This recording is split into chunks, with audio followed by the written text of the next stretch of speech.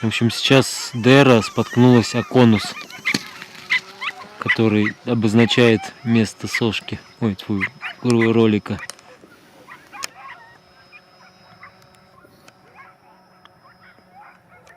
Что касается старта, то мне показалось, что Рута немного, ну, явно немного опоздала с спуском Руты.